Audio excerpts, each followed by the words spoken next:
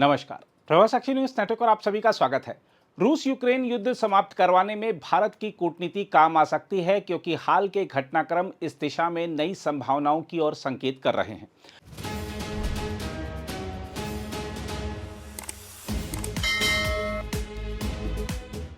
हम आपको बता दें कि यूक्रेन के राष्ट्रीय सुरक्षा और रक्षा परिषद के सचिव रुस्तम उमेरोव की भारत यात्रा ने वैश्विक कूटनीति में नई हलचल पैदा कर दी है। उन्होंने नई दिल्ली में विदेश मंत्री एस जयशंकर और राष्ट्रीय सुरक्षा सलाहकार अजीत डोभाल के साथ उच्च स्तरीय बैठकों में भाग लिया। इन बैठकों का मुख्य उद्देश्य रूस यूक्रेन संघर्ष के बीच स्थायी और न्यायपूर्ण शांति की संभावनाओं पर विचार करना था। यूक्रेन के राष्ट्रपति वोलोदिमीर जेलेंस्की के करीबी माने जाने वाले रुस्तम उमेरोव ने भारतीय नेतृत्व को युद्ध की वर्तमान स्थिति, विशेषकर अग्रिम मोर्चे की स्थिति की विस्तृत जानकारी दी। उन्होंने बताया कि संघर्ष अभी भी जारी है और दोनों पक्ष अपनी स्थिति मजबूत करने में लगे हुए हैं। रूस धीरे धीरे आगे बढ़ रहा है, जबकि यूक्रेन ने मानव रहित साधनों के उपयोग से अपनी स्थिति बनाए रखी है। बैठकों के दौरान भारत ने एक बार फिर अपनी स्पष्ट और संतुलित नीति को दोहराया। भारत ने कहा कि किसी भी संघर्ष का समाधान केवल बातचीत और कूटनीति के माध्यम से ही संभव है। विदेश मंत्री एस जयशंकर ने दोनों देशों के द्विपक्षीय सहयोग और यूक्रेन संकट पर विचार विमर्श को सकारात्मक बताया। वहीं उमेरोव ने भी कहा कि चर्चा में युद्ध की वर्तमान स्थिति, वार्ता की प्रगति और न्यायपूर्ण तथा स्थायी शांति की संभावनाओं पर विस्तार से विचार किया गया। राष्ट्रीय सुरक्षा सलाहकार अजीत डोभाल के साथ बैठक में भी इसी प्रकार के मुद्दों पर चर्चा हुई। भारतीय पक्ष ने स्पष्ट किया कि वह लगातार शांति के प्रयासों का समर्थन करता रहा है और आगे भी करता रहेगा।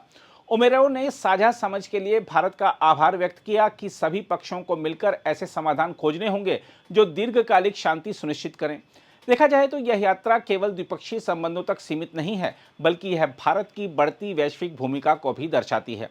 यूक्रेन का भारत के साथ संवाद बढ़ाना इस बात का संकेत है कि नई दिल्ली अब एक महत्वपूर्ण मध्यस्थ के रूप में उभर रही है, जो विभिन्न पक्षों के बीच संवाद स्थापित कर सकती है। हम आपको याद दिला दें कि रूस यूक्रेन युद्ध फरवरी 2022 में शुरू हुआ था और अब तक जारी है।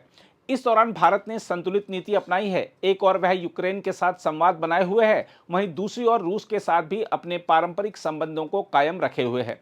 हाल के वर्षों में भारत रूस से तेल का एक प्रमुख खरीदार बन गया है। हालांकि अमेरिकी प्रतिबंधों के कारण इसमें कुछ कमी भी आई है। आगे की संभावनाओं पर नजर डालें तो यूक्रेन के राष्ट्रपति वोलोदिमीर जेलेंस्की की भारत यात्रा की भी संभावना जताई जा रही है।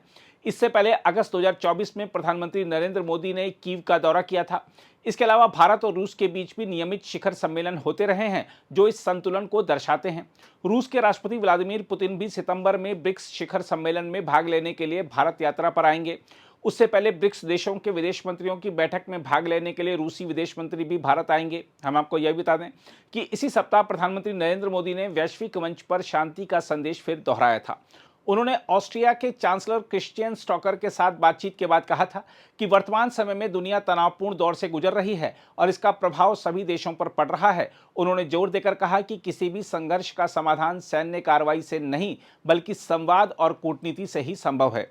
एक दिन पहले भारतीय विदेश मंत्रालय की साप्ताहिक ब्रीफिंग में प्रवक्ता रणधीर जायसवाल ने भी कहा था कि इजराइल लेबनान संघर्ष विराम का हम स्वागत करते हैं और यूक्रेन में भी जल्द शांति की उम्मीद करते हैं। बहरहाल, रुस्तम उमेरोव की भारत यात्रा और उच्च स्तरीय वार्ताएं यह संकेत देती हैं कि वैश्विक स्तर पर भारत की भूमिका लगातार मजबूत हो रही है। भारत न केवल एक संतुलित शक्ति के रूप में उभर रहा है, बल्कि वह ऐसे मंच के रूप में भी सामने आ रहा है जहां विरोधी पक्ष संवाद के जरिए समाधान तलाश सकते हैं। ऐसे समय में जब दुनिया कई संकटों से जूझ रही है, भारत का यह दृष्टिकोण वैश्विक शांति की दिशा में महत्वपूर्ण योगदान साबित हो सकता है।